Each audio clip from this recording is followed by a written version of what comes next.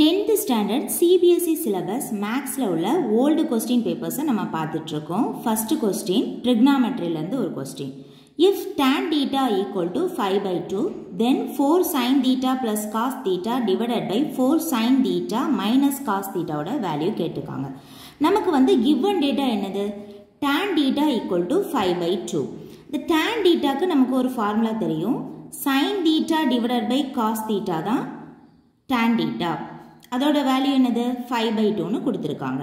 இதில இருந்துச்சு நாம வந்து sin theta உடைய வேல்யூவை நாம வந்து எடுத்துக்கலாம். sin theta equal to 5 by 2 into the cos theta இங்க மல்டிப்ளிகேஷன்ல வந்துரும்.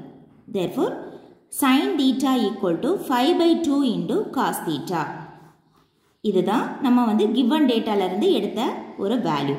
இந்த வேல்யூவை நம்ம வந்து கேட்டிருக்க क्वेश्चनல நம்ம வந்து சப்ஸ்டிட்யூட் பண்ணனும். அதனால நம்ம வந்து 4 அப்படியே வச்சுக்கிட்டு இந்த sin thetaக்கு பதிலாட்டு 5 by 2 cos theta ன்னு எழுத போறோம் plus cos theta divided by 4 into இந்த sin thetaக்கு பதிலாட்டு அதே வேல்யூவை நம்ம சப்ஸ்டிட்யூட் பண்ணிக்கலாம் cos theta minus cos theta. இதுல இருந்து நம்ம வந்து 2 into 2 கேன்சல் பண்ணிக்கலாம். 2 2s are 4.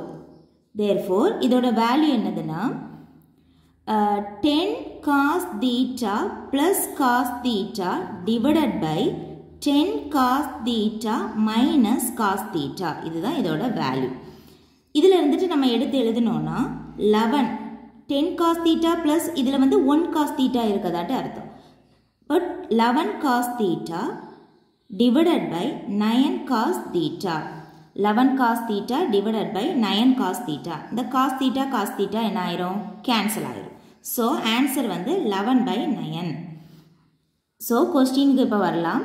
If tan theta equal to 5 by 2, then 4 sin theta plus cos theta divided by 4 sin theta minus cos theta உடைய வேல்யூ என்னன்னா நமக்கு 11 by 9.